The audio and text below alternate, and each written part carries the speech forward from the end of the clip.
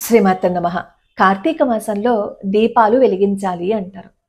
మరి తన జీవితాన్నే దీపంలా వెలిగించిన ఒక భక్తుడి చరిత్ర తెలుసుకోవటంతో పాటుగా శంకర మఠంలో ఈ రోజు జరిగిన హోమము, అలాగే ఈ రోజు జరిగిన అభిషేకాన్ని కూడా చూద్దాం. కన్నంపుల్ల నాయనార్, ఆ పేరు ఆయనకి ఎందుకు వచ్చింది కూడా మనం తెలుసుకుందాం. భగవంతుడి మీద భక్తి, ప్రేమ, సేవ, త్యాగము ఉంటే భగవంతుడు ఎలా అనుగ్రహాన్ని చూపిస్తాడు అనడానికి ఆయన జీవితం ఒక ఉదాహరణ అనమాట. అన్నీ ఉన్నప్పుడు ఎవరైనా ఏదైనా చేస్తారు.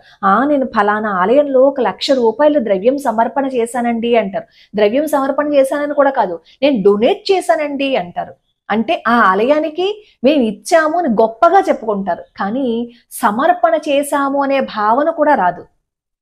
సరే, అన్నీ ఉన్నప్పుడు ఎవరైనా ఏదైనా ఇస్తారు. మన దగ్గర 1,00,00,000 రూపాయలు ఉన్నాయనుకోండి, అందులో నుంచి 1,00,000 రూపాయలు ఇవ్వడం పెద్ద గొప్ప ఏం కాదు. కానీ మన దగ్గర ఏది లేనప్పుడు కూడా భగవంతుడా, నీ సేవ కోసం నా జీవితాన్ని నేను సమర్పణ చేయలేకపోయానయ్యా అంటూ ఆర్తితో, బాధతో, నేను నీ దగ్గర దీపం పెట్టలేకపోయాను అనే తపన ఉంటుంది చూసారా, ఆ తపనే భగవంతుడికి దగ్గర చేస్తుంది.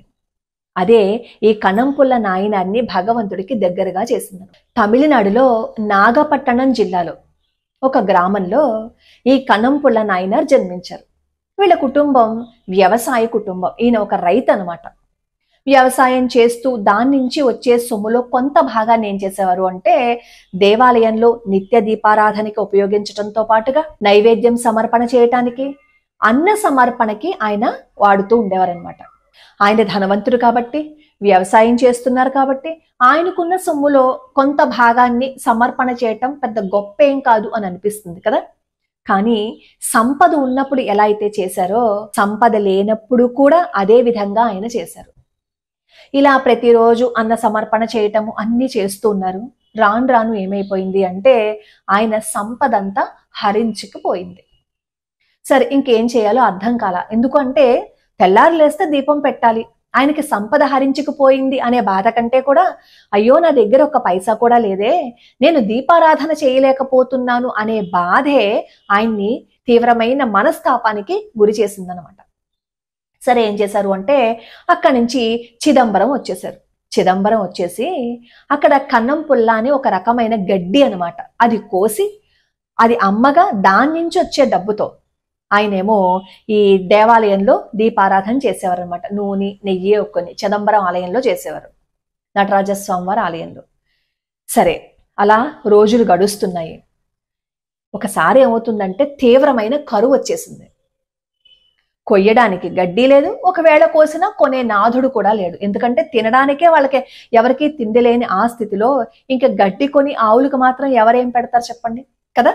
అందుకని చెప్పి అసలు ఆ గడ్డి కొనేవాళ్ళు లేరు, కోయడానికి గడ్డి కూడా లేకపోతే ఇంకా ఆయన దగ్గర ఒక పైసా కూడా లేదనమాట, ఈ కన్నంపుల్ల నాయనార్ దగ్గర.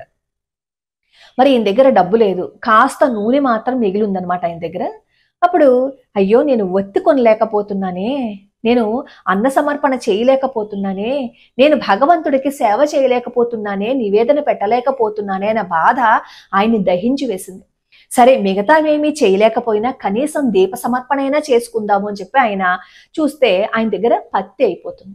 అప్పుడు ఆలోచించారు, పత్తి అయిపోతే ఏంటి, నా జుట్టు ఉంది కదా, దీన్ని వత్తిలాగా చేసి పత్తిగా ఉపయోగిస్తానని చెప్పి ఆ జుట్టును కోసేసి పత్తిగా అక్కడ ఆ దీపంలో వేసి ఒత్తిగా చేసి ఆ దీపారాధన చేశారు.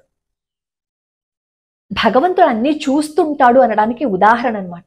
ఎప్పుడైతే తన జుట్టును కూడా త్యాగం చేసేశారో భగవంతుడు ప్రత్యక్షమయ్యాడు. ప్రత్యక్షమయ్యి మోక్షాన్ని ఇచ్చారనమాట.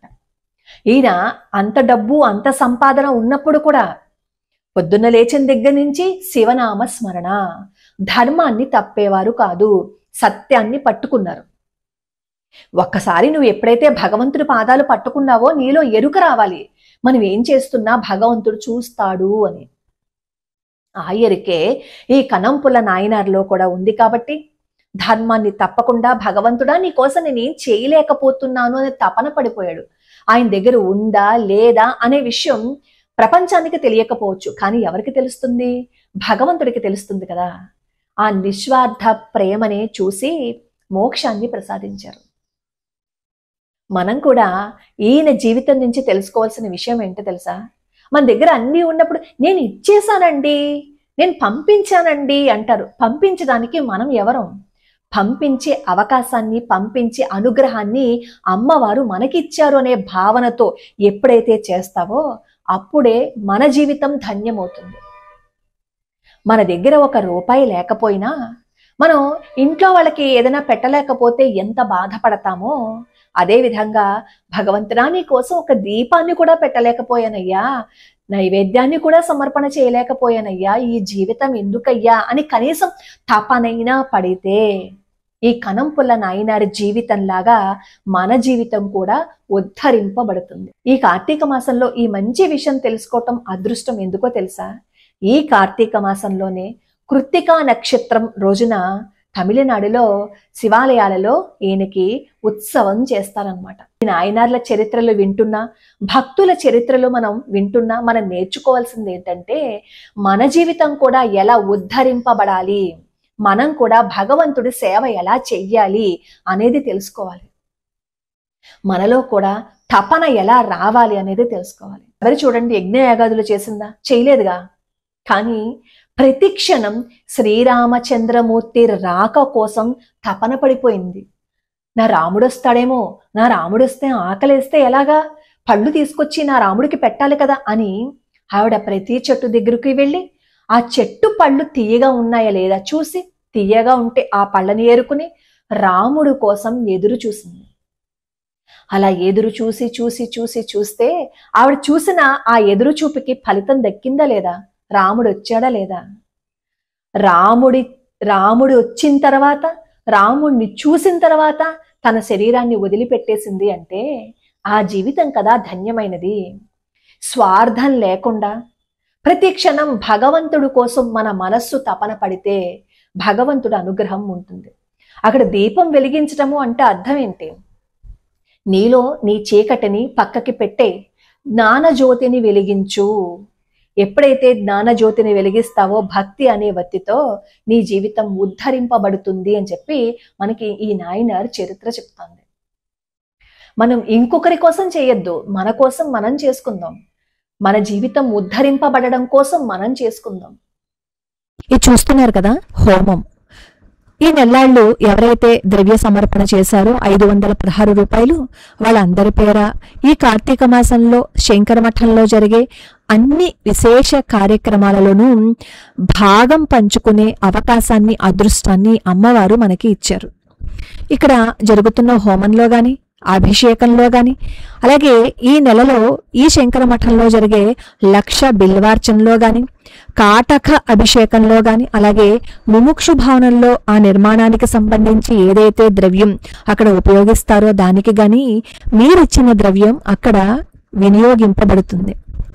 అలా ఒక మహత్కార్యానికి, ఒక అద్భుతమైన విశేషమైన కార్యక్రమానికి మన ద్రవ్యం ఉపయోగపడాలి అంటే, వినియోగిస్తున్నారు అంటే ఎన్ని జన్మల సుకృతమో మనకి ఉండాలి.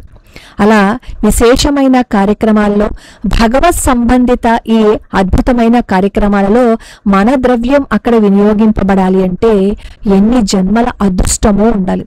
మనం ఏ సుకృతమో చేసుకుని ఉండాలి. భగవంతుడి అనుగ్రహం ఉంటేనే ఆ సుకృతం వస్తుంది. శంకర మఠంలో ఈ నెల్లాళ్ళు జరిగే అన్ని కార్యక్రమాలలోనూ మీరు పంపించే ద్రవ్యం వినియోగిస్తారు. అలాగే ఇక్కడ అభిషేకం చేయించుకోవాలి అంటే, మాస శివరాత్రికి అభిషేకం చేయించుకోవాలి అన్నా, కార్తీక మాసంలో జరిగే అన్ని కార్యక్రమాలలోనూ భాగస్వాములు అవ్వాలి అని అనుకున్నా, నేను కమ్యూనిటీ పోస్ట్లో వివరాలన్నీ పెడతాను. అక్కడ బ్యాంక్ అకౌంట్ ఉంటుంది, వాట్సాప్ నంబరు ఉంటుంది, అలాగే స్కాన్ కూడా ఉంటుంది. మీకు ఏ విధంగా వీలైతే ఆ విధంగా ద్రవ్య సమర్పణ చేసుకోవచ్చు.